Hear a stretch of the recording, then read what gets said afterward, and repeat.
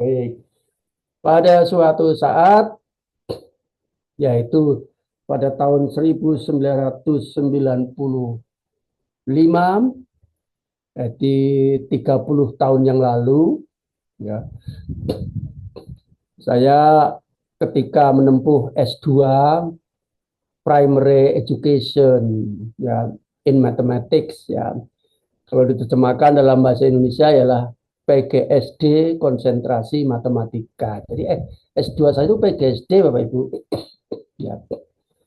Nah, saya berkesempatan untuk mengobservasi guru atau pembelajaran matematika di sebuah sekolah dasar di Inggris, di kota London bagian selatan, ya.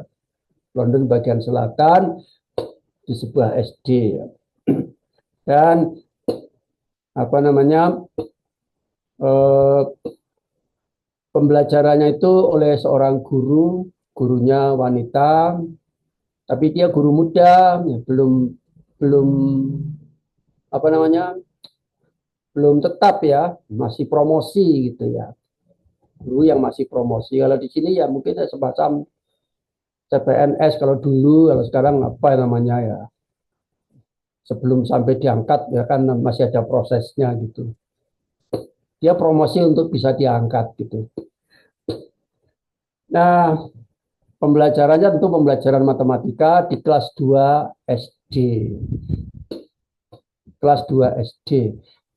Bapak Ibu nanti cermati, ya, hal-hal yang saya ungkapkan karena terus terang saya datanya pada hilang sudah. Karena 30 tahun itu kan ganti HP, ganti komputer, ganti laptop, lama-lama datanya hilang ya. Aduh, ya foto-fotonya juga hilang, ya.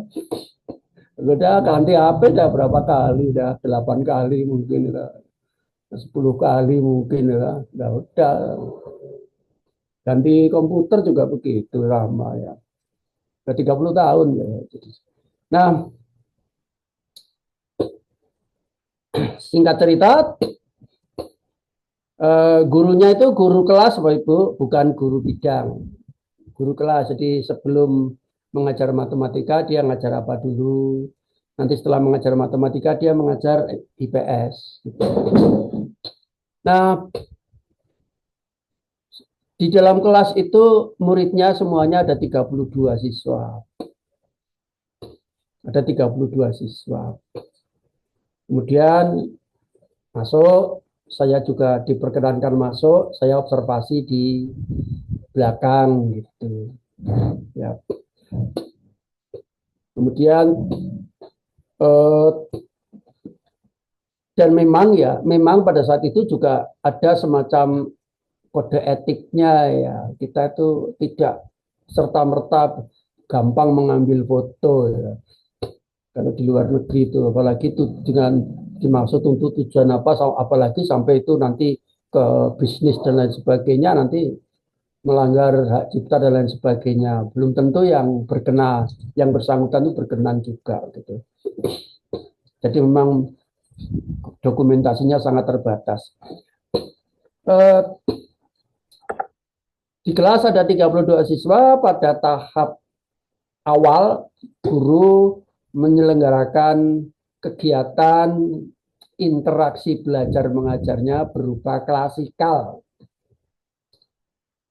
Siswanya duduk, ya, di kelas, gurunya berdiri di muka kelas biasa begitu. Mengucapkan salam, setelah presensi semua siswa dipanggil namanya.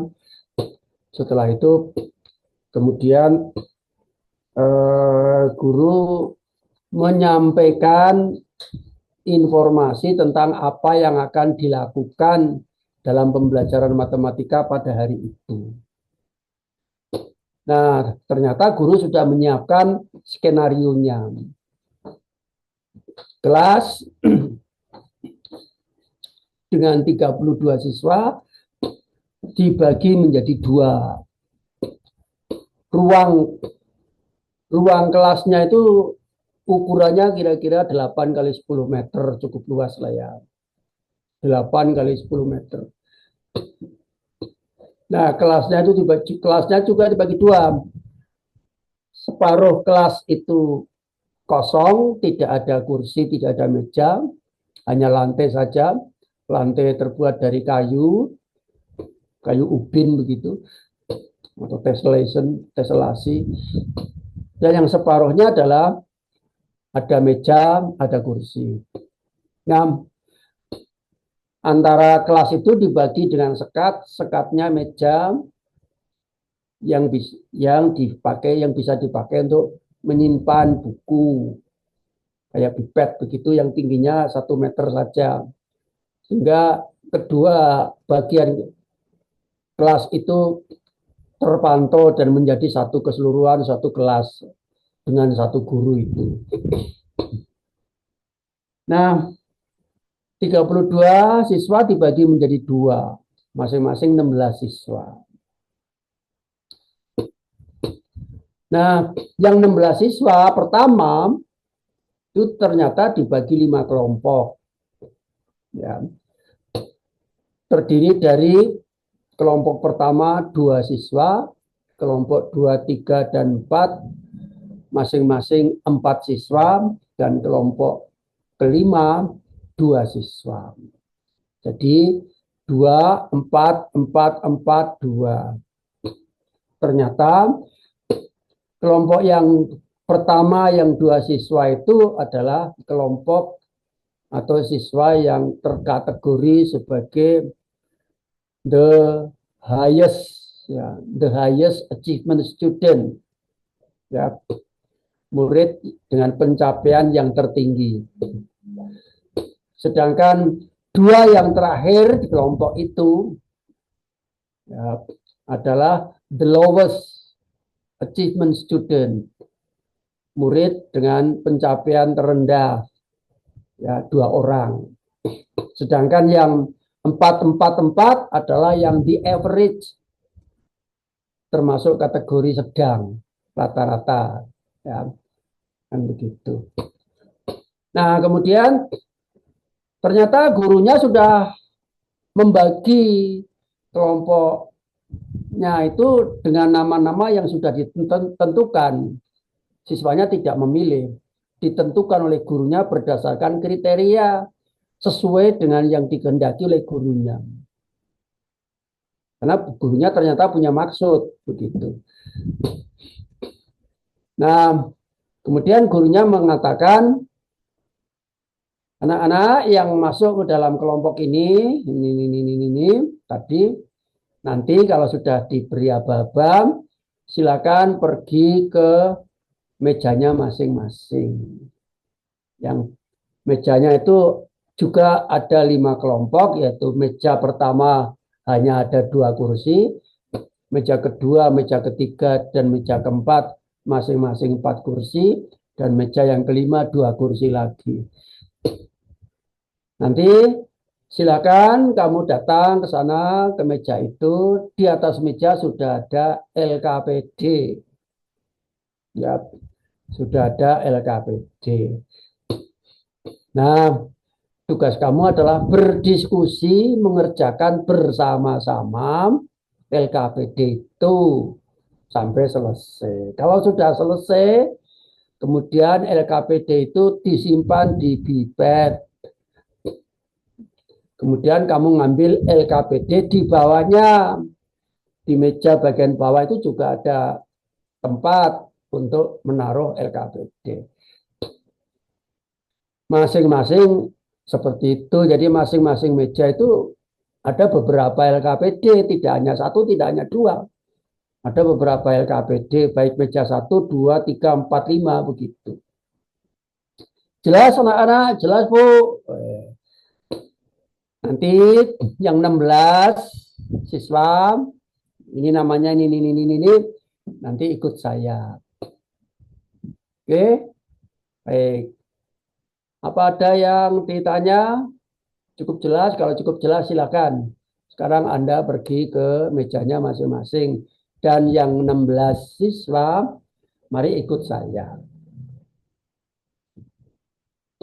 Nah, ternyata Yang 16 siswa itu sama gurunya diajak duduk di lantai, lantainya lantai kayu Bapak Ibu, walaupun sana musim dingin, tapi lantai kayu itu terbuat dari ubin-ubin kayu tuh yang tebal, mungkin sebagian impor dari Indonesia. Kayu yang mahal-mahal dipakai untuk ubin di sana gitu ya. Nah,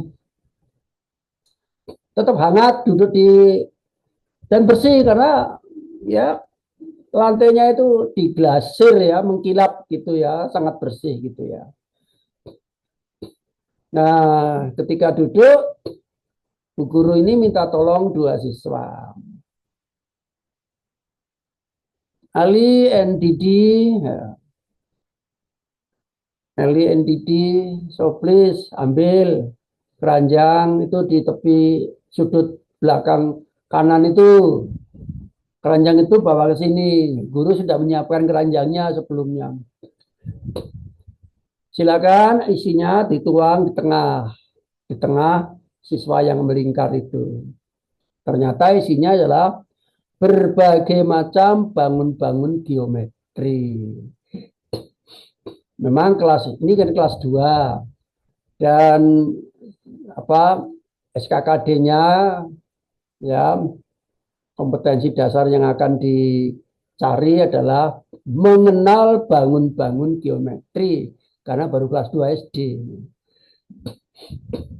Nah, setelah dituang begitu, oke, banyak itu isinya. Ada segitiga, segitiga itu ada segitiga sama sisi, segitiga siku-siku, gitu. Segitiga sembarang, segitiga kecil, segitiga sedang, segitiga besar. Kemudian ada segi empat, ada jajaran genjang, ada persegi, ada persegi panjang, trapesium, dan seterusnya.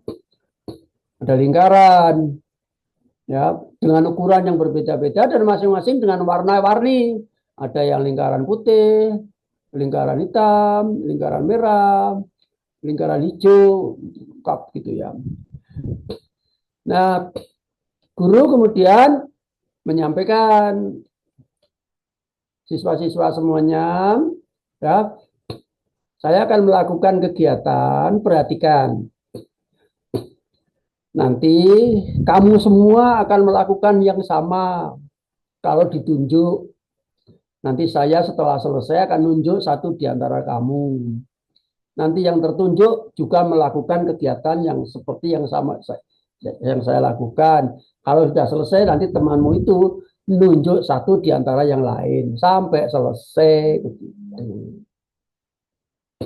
Nah, guru mulai. I spy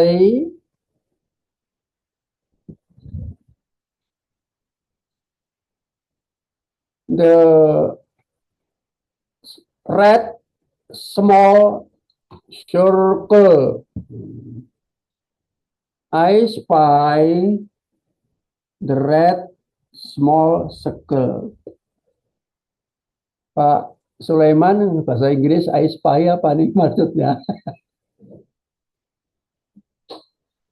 Ya, Prof. I spy ini. I spy the red small circle. Spy itu apa ini maksudnya? Bikin bulatan itu, Prof. Dengan spidol warna merah, bikin bulatan kecil gitu. Spy itu SPY, Pak. Iya, spy. Spy. Nah, maksudnya adalah mengamati. Ya. Kalau di dalam politik, detektif itu memata-matai.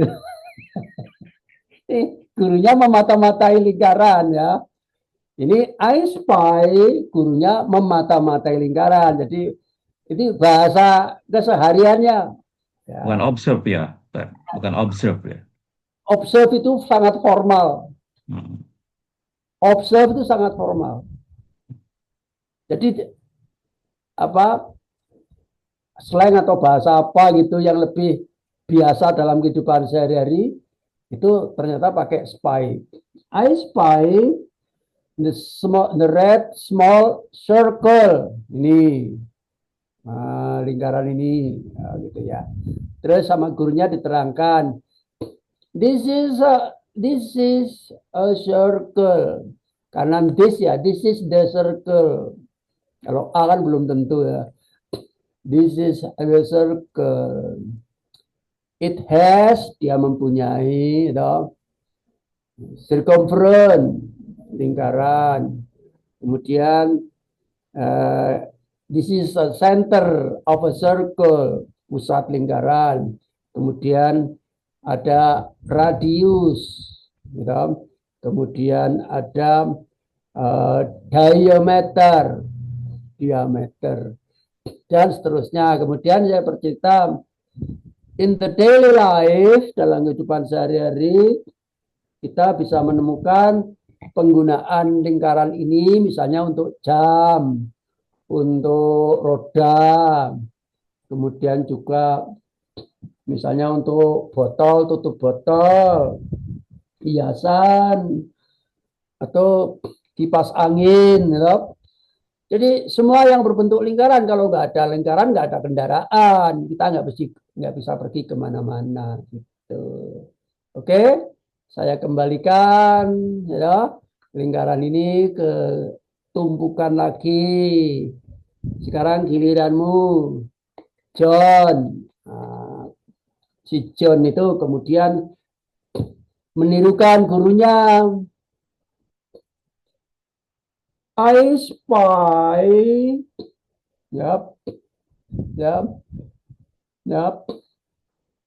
the black large ellipse. I spy the black large ellipse. Gitu. Ini. Jadi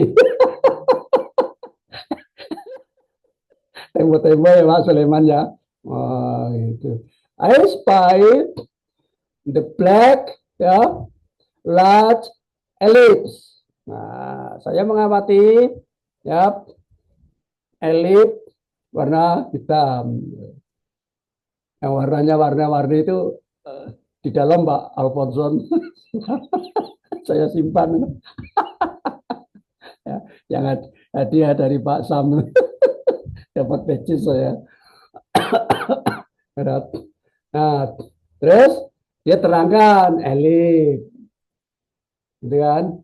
Nah, elit itu seperti apa bentuknya? Ini dansernya begitu. Pokoknya terus diterangkan semampu-mampunya, dibiarkan sudah. Demikian seterusnya. Kalau sudah selesai, ya, Darwis turn. Misalnya ada namanya Darwis umpamanya. Darwis turn. Ya. Turn ini apa maksudnya? Ya. Turn apa ini maksudnya? Siapa yang ngerti? Giliran Pak Prof. Oh, giliran. Bagus. Turn itu giliran. Giliran Darwis. Darwis ngambil juga terus misalnya ambil segitiga, ya. Terus macam-macam. Namanya saja kelas 2 SD dan topiknya atau kompetensinya adalah tentang pengenalan bangun-bangun geometri. Nah, kira-kira baru sampai 8 siswa yang the best tadi sudah selesai dia mengerjakan. Dia kemudian meninggalkan meja itu, berjalan, tik, nepuk pundaknya bu guru. Oh ya, ada apa? Ya. Aku udah selesai ngerjakan LKPD. Oh, yang di bawah meja itu sudah dikerjakan semua, sudah. Ya udah kalau gitu buka ya, yang di pad ini nih. Nah, ini ada LKPD lagi, tolong kerjakan itu ya. Oh ya, terima kasih Bu. Salah lagi gitu. Nah, sudah seperti itu terus sampai selesai. Sudah saatnya selesai, sudah klasikal kembali. Nah, para siswa semuanya, ya. Jadi gurunya tidak menggunakan anak-anak ya, tapi dia menggunakan siswa ya. Jadi mendewasakan ya, ya. Tidak selalu mengecil-kecilkan terus nggak pernah dewasa ya. Gitu. Jadi dia menggunakan istilah siswa. Silakan kamu sediakan kertas kosong. Semuanya kemudian tulis di kertas itu minggu depan hari dan jam yang sama seperti ini pada pelajaran matematika dengan saya ini kamu ingin belajar apa tentang matematika? Tulis. Nah, ternyata dalam 1 minggu dari mulai hari itu sampai ke depan, guru itu membuat LKPD sesuai dengan apa yang diminta siswanya.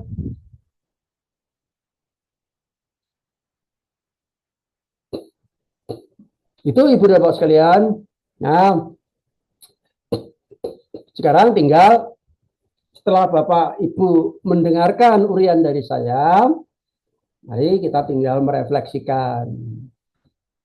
Siapa yang ingin berkomentar terlebih dahulu atau memberi tanggapan tentang cerita saya? Bebas. Silakan Bapak Ibu.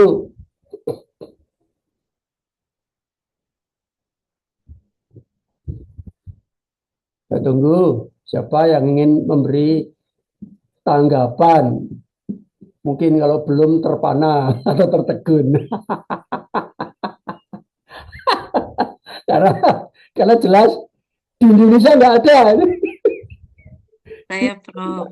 Baik, Nang Nida atau Nida, Bu Nida, silakan. Apa dulu? Bu Eva? Ya, Oh ya udah, terima kasih. ya.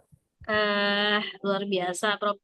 Pengalaman pembelajaran yang dilakukan tadi oleh guru kelas 2 ya, dia dan mengajar matematika. Kemudian dia membuat sebuah skenario dengan tadi kompetisi dasarnya adalah mengenal bangun-bangun ruang. Jadi yang satu mungkin belajar 16 siswa itu dengan berupa LKPD tulisan, tapi satu dengan satu lokal atau sebelahnya yang tadi tidak ada meja dengan menggunakan secara praktek mungkin ya, mengenal bangun-bangun ruang dan seterusnya.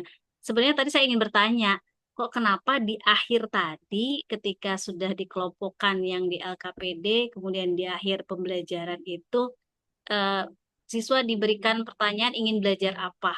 Dan ternyata tadi jawabannya itu adalah 1 minggu kemudian guru membuat LKPD sesuai apa yang diminta oleh siswanya. Tadinya saya ketika Prof menceritakan berpikir kalau secara tertulis pasti mengerjakan itu siswa akan bosan. Karena mungkin hanya menulis dan juga kalau sekarang kan cenderung anak itu gaya belajarnya adalah ketika melihat suatu benda, suatu bangunan itu akan lebih cepat apa namanya mengingatnya. Tapi kalau menulis mungkin memberikan kebosanan.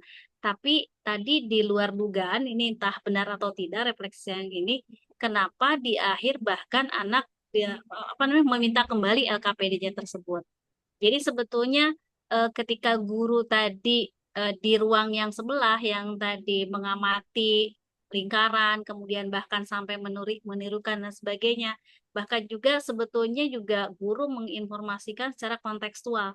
Yang tadi Prof sampaikan lingkaran itu ada bentuk roda, bentuk jam dan sebagainya sehingga anak kalau saya amati dari yang tadi, saya berpikir yang kelas anak mengamati itu akan lebih akan lebih memahami pembelajaran kompetisi dasar yang disampaikan oleh guru tersebut mengenai bangun-bangun geometri dibanding yang LKPD. Itu mungkin untuk sementara, Prof. Baik, silakan yang lain Bapak Ibu. Pak Nendi, silakan. Ya, Prof. Ya, baik, Prof. Kalau saya melihatnya, Prof, Pak Guru ini, Bapak gurunya atau Ibu guru yang mengajar ini, dia punya kompetisi pedagogiknya luar biasa. Dia mengerti karakteristik peserta didik, sehingga dari dia mengerti itu, sehingga dia membuat skenario pembelajaran itu sesuai dengan kebutuhan belajar siswa. Jadi mungkin yang dilakukan ini itu yang diharapkan dari kurikulum sekarang kita punya nih, kurikulum Merdeka nih. Jadi siswa itu memang harus seperti ini, dikelompokkan sesuai dengan karakternya, dikelompokkan karena apalagi tadi kan yang dikelompokkan itu homogen ya, kemampuan peserta didik di setiap kelompok itu sama, relatif sama. Jadi ini memang sangat sesuai dengan kurikulum Merdeka ini, dan memang itulah yang diharapkan dari kurikulum ini. Yang kita harapkan ya, guru-guru kita sekarang itu bisa mengikuti atau bisa menjalankan pembelajaran itu seperti yang diharapkan kurikulum ini. Jadi kurikulum ini identik dengan yang dilakukan oleh guru, padahal ini sudah belasan tahun yang lalu ini sudah berjalan di Inggris ini. Tapi kita punya baru mulai di kurikulum Merdeka di beberapa tahun terakhir ini. Intinya bahwa guru ini sesungguhnya dia sudah mengerti dengan karakteristik peserta didik. Dia mengelompokkan siswa, ya dalam kelompokan itu yang semua siswa itu setiap kelompok itu relatif sama, homogen, gitu. Ya, sehingga pembelajaran diharapkan itu pembelajaran ini memang sangat sangat sesuai dengan karakteristik peserta didik. Ya, itu saja komentar saya untuk sementara, Prof. Ya, saya kembalikan. Terima kasih Pak Fransiskus. Pak Alfonsus. Baik, terima kasih Prof. Yang pertama Prof, menurut saya ya ini kita melihat ada ketimpangan yang begitu jauh antara model pendidikan kita di Indonesia dengan di Inggris. Saya membayangkan kita saat-saat hari-hari ini baru berbicara banyak tentang pembelajaran terdiferensiasi. Tapi di Inggris itu sudah 1995 ya Prof, ini di tahun 1995. Sementara di Indonesia ini baru 2025, 2024 baru kita banyak berbicara tentang pembelajaran terdiferensiasi. Nah, lalu yang berikut seperti yang tadi dua teman sampaikan terkait karakteristik siswa ya. Saya kira dua kelas ini jelas sekali bagaimana guru mengelompokkan anak sesuai dengan gaya belajarnya mereka. Karena yang anak-anak yang langsung di kelompok 16, anak yang dikelompokkan duduk di lantai tadi, ya mungkin ini anak-anak bergaya belajar kinestetik ya. Sedangkan yang di 16 yang lain yang dikelompokkan menurut tingkat kemampuan, ya mungkin ini antara anak-anak audio atau anak-anak visual. Demikian komentar saya, Prof. Terima kasih. Baik. Ini kan nanti pertanyaan saya kan bagaimana cara mengevaluasi atau mengukur kemampuan matematika para siswanya. Kan begitu pertanyaannya. Endingnya untuk Bapak kan seperti itu. Nah, pertanyaan saya, silakan Bapak Ibu kalau masih ada secara umum, nanti akan saya ajukan pertanyaan. Secara umum silakan. Kalau masih ada yang ingin menanggapi. Baik, Prof, saya minta waktu. Silakan. Jadi di awal dari cerita Prof itu kita bisa menyimpulkan di Prof berdasarkan pemikiran saya gitu, berdasarkan jalan cerita Prof itu.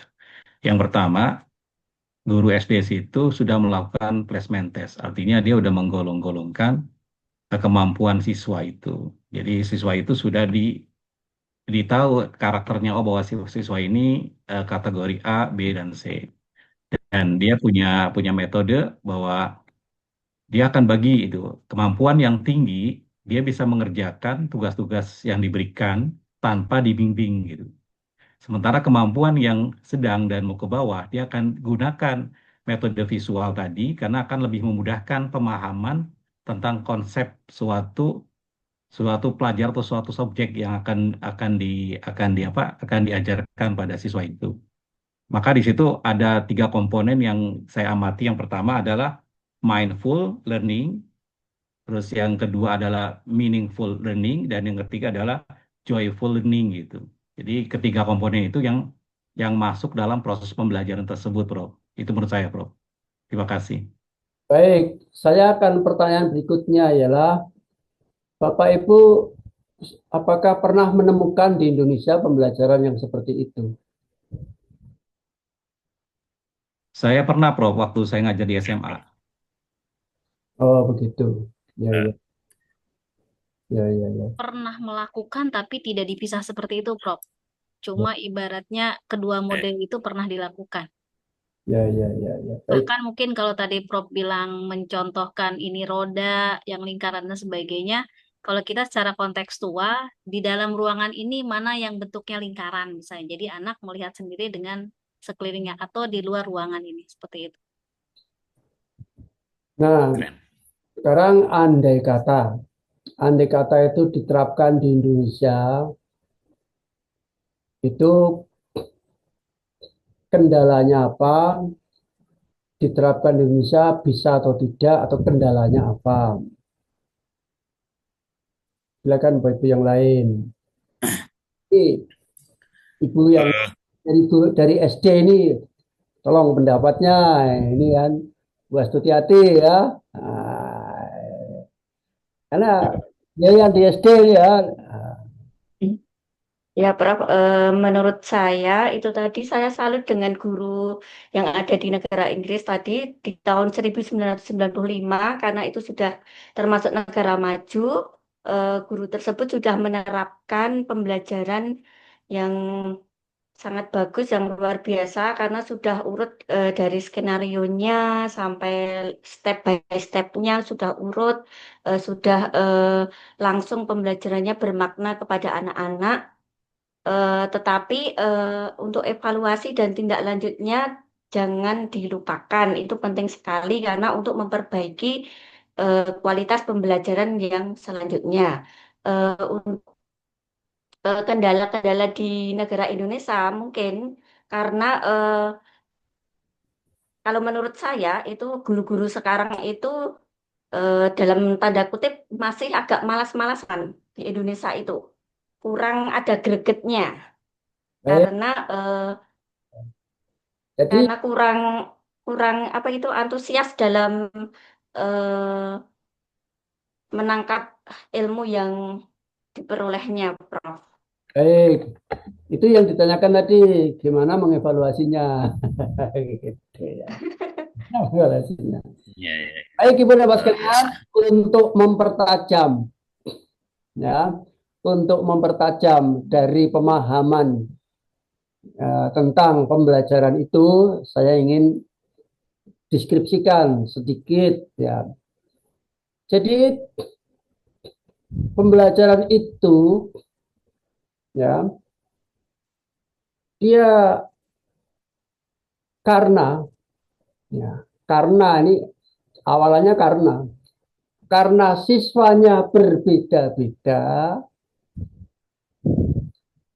Nanti kalau di Indonesia menurut saya nanti padahal, kalau ini pembukanya karena siswanya berbeda-beda, maka matematikanya beda. Antara LKPD 1 dan LKPD yang lain itu beda-beda Bapak Ibu. Matematikanya jangan dianggap sama. 5 kelompok aja beda dan tiap kelompok pun beda-beda LKPD-nya. Tidak sama. Itu. Terus sumbernya beda. LKPD-nya beda. Ya. Kemudian tujuannya beda. Dan metodenya beda. Hasilnya pun beda. Dan boleh beda dengan apa yang dipikirkan gurunya. Saya kok merasa belum menemukan di Indonesia. Iya, iya, iya, betul, Bro. Sedangkan di sini, di Indonesia itu, ya, karena tadi kalau tadi diawali dengan karena, di sini itu diawali dengan padahal.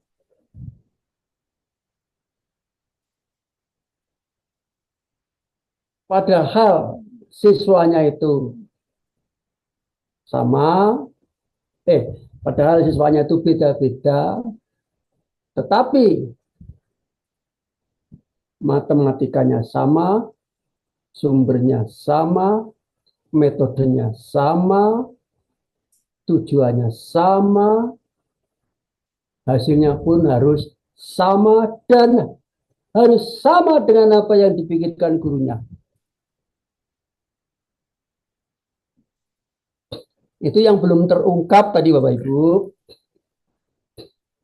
Kalau Bapak Ibu ingin menanggapi, itu yang keterangan selanjutnya yang ingin memperjelas situasi semacam itu yang saya,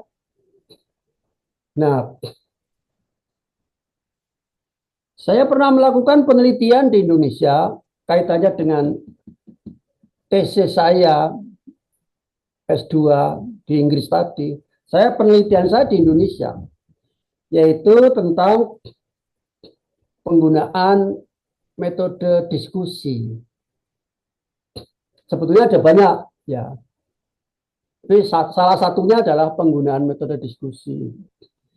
Ketika wawancara, semua guru yang diwawancarai, dia mengaku menggunakan metode diskusi di dalam pembelajaran matematika di SD.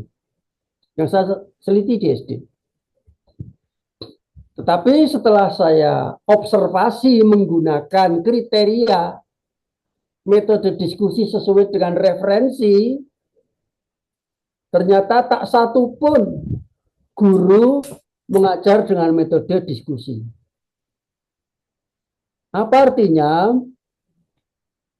Artinya ialah masih ada miskonsepsi, salah atau belum memahami makna dari sebetul-betul metode diskusi itu apa. Ternyata sekedar bertanya, guru sudah merasa melakukan metode diskusi. Padahal itu belum. Karena metode diskusi itu harus ada exchange ideas. Nah, kembali ke situ tadi, ya, kembali ke sini. Jadi, dikarenakan siswanya beda kemampuannya dan dia berorientasi kepada siswa, maka di sini hakikat diferensiasi bukan sekedar diferensiasi hanya beda sumbernya seperti kita, tapi diferensiasi sampai kepada kompetensi, sampai kepada matematikanya, sampai kepada metodenya, semua aspeknya terdiferensiasi. Nah, gitu.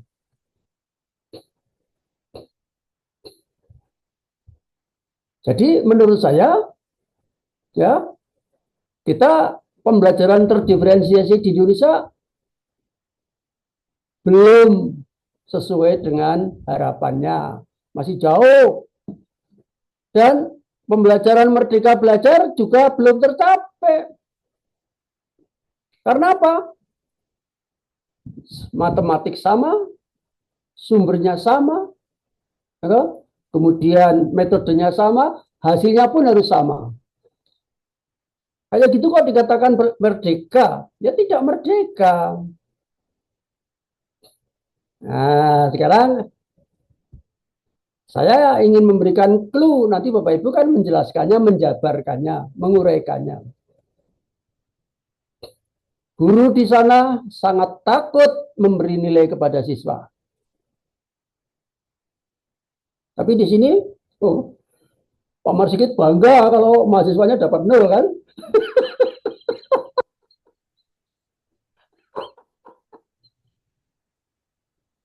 Ya, tapi kan sebetulnya ini sarkasme gitu ya. Sarkasme yang saya berikan kepada Bapak Ibu. Coba sekarang Bapak Ibu kalau dapat 0 itu seperti apa rasanya? Ini saya ungkap sekarang ini dari dulu ya sampai sekarang mau berakhir kuliah. Kenapa sih saya dinul-nulkan terus? Coba sekarang Bapak Ibu kalau dapat nol seperti apa rasanya? Apakah mau tersenyum di atas penderitaan siswa? Seperti saya. Ya kalau saya dikatakan begitu boleh saja, tapi saya juga bisa ngomong, aku nggak beneran kok. Aku nggak betul-betul tersenyum kok. Ya. Tapi ini saya kan sindiran kepada Bapak Ibu. Nah, begitu. Jadi saya paling takut memberikan nilai. Terus bagaimana penilaiannya? Tadi yang disebut sebagai the highest achievement student, yang paling tinggi pencapaiannya itu apa? Yang paling banyak dia telah melakukannya, mengerjakannya sampai selesai dan benar. Maka dikasih dia warna biru. Ya. Pakai grafik warna biru, garis lurus ke sana. Melampaui daripada kompetensi-kompetensi yang ada, yang sudah dikerjakan. Kalau kurang sedikit, jadinya warna hijau. Kurang sedikit, warna kuning. Kalau belum bisa dikerjakan sama sekali, atau belum dikerjakan, warna merah. Nah, yang 2 orang siswa yang paling belakang tadi, diskusi kelompok itu, dia yang paling banyak belum mengerjakannya. Atau dikerjakannya apa? Salah. Sedangkan yang 2 yang paling itu paling banyak, kan gitu. Jadi di sini, ya, jadi di sini guru tidak bisa menilai kompetensi siswa hanya dari sisi tes saja. Tesnya gimana? Mereka beda-beda. Maka caranya gimana? Dia ternyata menggunakan portofolio. Dia menggunakan track record atau keeping record. Ada 2 keeping record, track record atau keeping record yang dimiliki gurunya dan keeping record yang dimiliki siswanya. Baik itu print out maupun yang tersimpan di elektrik. Nah, pertanyaannya, yang seperti itu mungkin nggak dilaksanakan di Indonesia? Sekarang direview kembali Pak Soleman. Karena antara niat dan kenyataan saya sudah melihat dan saya sudah meneliti. Ternyata antara niat dan pelaksanaan itu beda. Niatnya mau metode diskusi. Tapi dalam pelaksanaannya nggak ada metode diskusi itu. Nah, sekarang saya ulangi lagi kepada Pak Sulaiman untuk mereview kembali. Benarkah itu ada di Indonesia? Seperti apa? Kalau saya pernah jalan ini ya, waktu saya ngajar di SMA itu, saya kadang bertabrakan dengan kurikulum, Bro. Nah, gitu. Oke. Karena kalau ngikutin kurikulum nggak akan bisa. Gitu. Nah, itu masalahnya, gitu loh, Pak.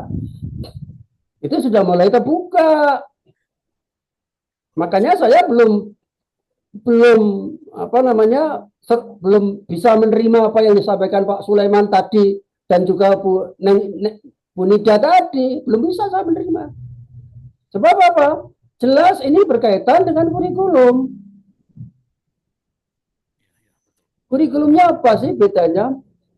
Yang saya observasi pada saat itu kurikulumnya adalah otonomi daerah. Kurikulumnya adalah kurikulum berbasis siswa.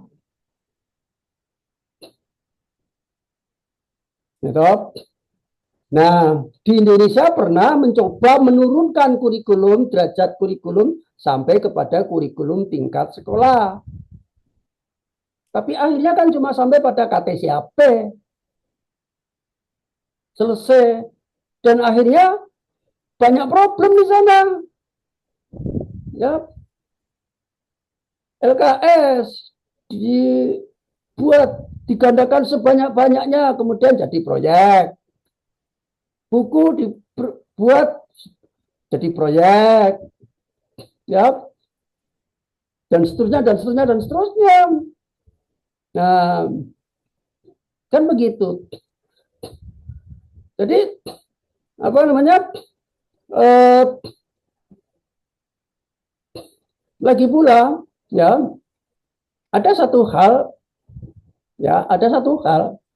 yang tidak mungkin dilihat dari sistemnya. Dilihat dari sistemnya tidak mungkin diterapkan di Indonesia. Karena apa? Yang saya observasi itu adalah sistem pendidikan yang streaming. Tidak ada kenaikan kelas. Bu Astuti. Halo Bu Astuti. Ya, Bro. Pernah dengar nggak ada pendidikan yang tidak ada kenaikan kelas? Tidak. Belum pernah toh? Ya Ya. itu kan bersangkut dengan mindset. Itu kan bersangkut paut dengan mindset. Bapak Ibu ini calon dokter loh. Dokter itu internasional komunikasinya nanti. Ya. Nah, kalau tidak ada kenaikan kelas itu artinya streaming. Itu artinya SD kelas 1 year 1, kelas 2 tahun kedua, kelas 3 tahun ketiga. Siswa itu mengalir dan dia didampingi dan dilengkapi dengan portofolio. Kelas 1 gurunya boleh beda dengan kelas 2, kelas 2 boleh beda dengan kelas 1, kelas 3 boleh beda dengan kelas 2. Yang nanti akan mengajar di kelas 4, sebelum mengajar dia pelajari dulu portofolio siswa. Setiap siswa sudah bisa mengerjakan apa yang dia kerjakan, sudah sampai di mana, demikian seterusnya.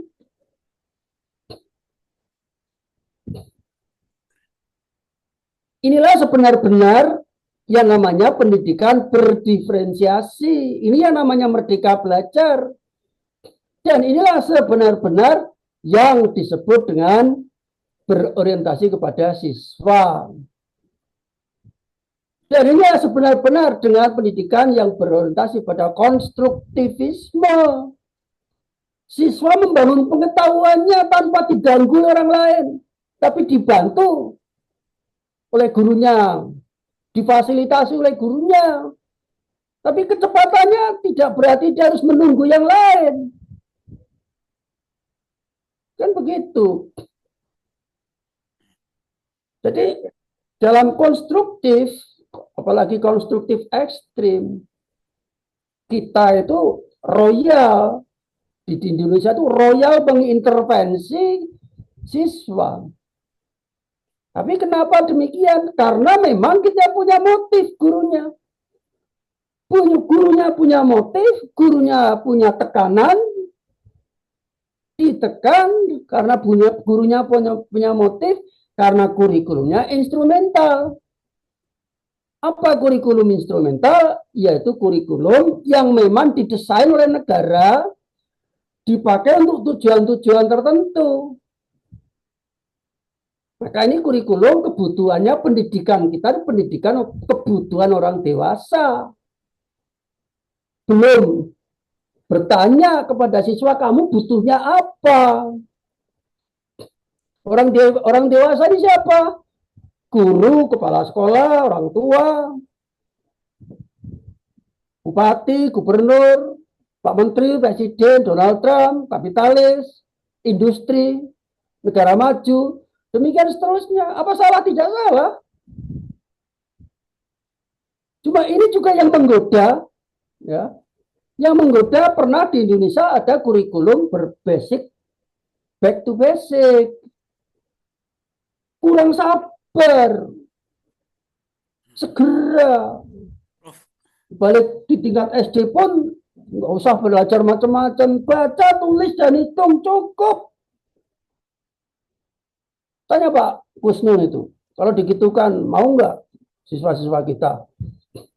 Ya kalau saya punya cucu, ya cucu saya perlu ngaji, cucu saya perlu olahraga, cucu saya perlu bernyanyi, dia perlu main piano dan seterusnya dan seterusnya. Kenapa cuma baca, tulis dan hitung? Kan begitu, Bapak sekalian. Nah, jadi ternyata kaitannya dengan sistem, kaitannya dengan kurikulum, kaitannya dengan otonomi daerah. Apakah di Indonesia udah otonomi daerah? Tapi sepertinya nggak lancar di bidang pendidikan. Kan betul. Makanya tarik menarik antara pusat dan daerah. Selalu saja terjadi isu politik. Maka di Indonesia namanya pendidikan itu adalah kompromi politik. Kan begitu. Baik, itu tolong kasus ini ya diungkap, diuraikan filsafatnya, ideologinya, paradigmanya, teorinya, sampai kepada metode-metode yang bisa digunakan. Kalau diterapkan di Indonesia kendalanya apa? Kan seperti itu. Tolong diungkapkan kembali dan saya minta origin asli. Karena asli nggak usah lah nengok punya teman yang lain atau disodori pun nggak usah dibaca, nggak mau dibaca. Supaya asli. Ya. Baik, apakah masih ada yang ingin ditanya Bapak Ibu? Ini ya. Dari Prof. Nedi, Prof. Ya. Ini Prof, berarti sebenarnya sudah pas ya Prof, kurikulum kita kurikulum Merdeka nih sebenarnya tidak perlu ditambahkan lagi deep learning itu Prof. Sebenarnya sudah diferensiasi ini sudah pas, hanya soal pelaksanaannya yang perlu dikencotkan lagi. Gitu ya Prof. Menurut Indonesia kan negara simbol kan. Setiap periode kan perlu simbol. Ganti menteri ganti. Kan simbolnya sekarang. Kan gitu maksudnya. Nanti ke sana gimana caranya supaya ada simbol baru kan begitu. Ya. Loh, kita kan mencari pendidikan yang ideal di Jepang gitu. Nah, di Jepang ternyata sulit bahasanya ya. Ya. Pindah ke Finlandia yang paling bagus pendidikannya nomor 1 gitu. Tahu-tahu di sana rektornya atau profesornya ke sini ya, seminar nasional yang diterangkan adalah CBSA. Nah, CBSA udah pakai di Indonesia ada bungkus tempe ya. Di situ ya akhirnya bosan kita, nggak ada lagi itu orang ngomong Finlandia. Nah, sekarang pindah ke Norwegia, deep learning.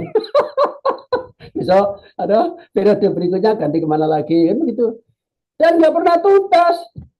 Tapi itulah yang menyelamatkan bangsa ini. Nggak pernah tuntas. Kenapa? Coba bayangkan kalau kita dijajah Belanda sampai tuntas, apa jadinya?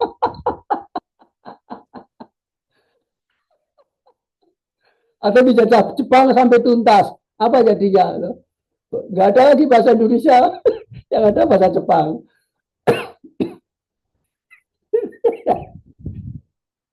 Kan gitu kan? Gitu. Kalau ya silakan saja seperti itu. Baik, Bu Nida silakan.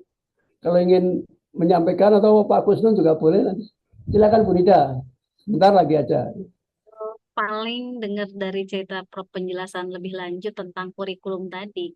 30 tahun yang lalu di Inggris sudah sedemikian hebatnya tadi. Sementara di kita sampai saat ini pun masih ada intervensi. Jadi jauh banget gitu, Prof. Saya tadi berpikir kita aja dulu buku itu sama. Saya masih ingat ini Budi itu bertahun-tahun. Ini Budi sampai seterusnya. Mungkin kita semua mengalami dulu ya, Pak Husnun ya. Kalau di sana tadi Prof bilang terjawab tadi pertanyaan saya tentang LKPD, ternyata itu tadi diberikan kebebasan untuk siswa dan semua berorientasi ke siswa. Kalau di kita mungkin berorientasi ke siswanya hanya kalimatnya, tapi prakteknya tidak dilakukan. Itu kali Prof yang bisa saya komentari dari penjelasan lebih lanjut barusan. Sebetulnya pemerintah itu juga sudah berusaha keras. Adanya sertifikasi itu kan maksudnya adalah untuk bikin LKPD yang macam-macam itu. Tuh, gurunya nggak kreatif. Ya, tapi kan larinya kan simpan pinjam. Mungkin. Tidak kreatif tapi punya motif, Prof.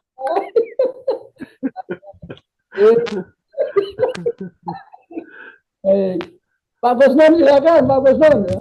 Belum komentar. Iya, Prof. Iya. Jadi mungkin sedikit juga pengalaman waktu anak saya juga waktu SD dia di Amerika, Prof. Ya. Mereka SD-nya. Oh, Jadi saya lihat anak saya itu ketika dia belajar, gurunya lebih banyak pada pembentukan karakter, antri, menghargai guru, dalam bentuk-bentuk cerita dan praktis. Dan bahkan saya lihat orang tuanya itu, mereka datang di sekolah SD yang masih kelas 1, mereka membacakan cerita, ya, ya, ya. cerita-cerita baik. Akhirnya terbentuk, dan memang tidak ada nilai, Prof, saya lihat. Hanya keterangan saja. Sama sekali tidak ada nilai 1, 2, atau juara 1, juara 2, sama sekali tidak. Mungkin itu, Prof, pengalaman aja. Baik, itulah Bapak Ibu. Maka nilai 0 itu juga sebetulnya bukan penilaian. Itu hanya godain saja. Sama sarkasme tadi ya. Ya, sekarang rasakan kalau Bapak Ibu dapat nilai 0 seperti itu. Coba andai kata sih siswa-siswa Bapak Ibu yang dapat nilai jelek itu seperti apa gitu. Bahkan kalau name-nya jelek, kalau dulu ada name-nya jelek pun nggak laku mencari mertua. Kamu beraninya naksir anak saya, nemu berapa? Begitu. Kalian karena waktunya sudah malam, tolong itu direfleksikan karena videonya sudah cukup jelas, malah sudah lebih mendalam pembahasannya. Jadi nggak usah perlu saya kirimkan video yang kelas lain gitulah ya. Ini sudah cukup gitu rekamannya, nanti bisa diputar lagi supaya kalau mau direfleksikan, ditambahkan, diputir di bab yang terakhir dari tugas akhir pengganti ujian begitu. Baik, saya minta maaf kalau ada kesalahan dan kekurangannya. Saya mengucapkan selamat berkarya. Semoga Bapak Ibu selalu dalam keadaan sehat, selalu dilindungi Allah Subhanahu wa taala, Tuhan yang Maha Kuasa. Dan Terima kasih, Prof. Amin. amin ya rabbal alamin. Marilah kita tutup acara kita dengan berdoa, disilakan. Cukup. Assalamualaikum warahmatullahi wabarakatuh. Waalaikumsalam. Terima kasih, Prof, sharingnya malam ini. Terima kasih, Prof. Luar biasa Terima materinya kasih. Biasa malam ini. malam ini. Betul-betul Airing malam refleksi ini. diri untuk Pikiran ke dunia pendidikan. pendidikan. Ya benar, betul Iya. Pak Darwis. Terima kasih, Prof. Ini kepala sekolah ini Hilang tanggung nih ya? jawab Iya nih benar pasti. Saya nih. keluar Ya kayaknya Allah. Profnya. Langsung keluar. Tertampar ya dunia pendidikan. Pak Tandri ngantuk mulu itu, Pak Tandri. Saya banyak tugasnya tuh, Pak Tandri. Recording. Oh Oke iya, dah. stop. Masih Astagfirullah.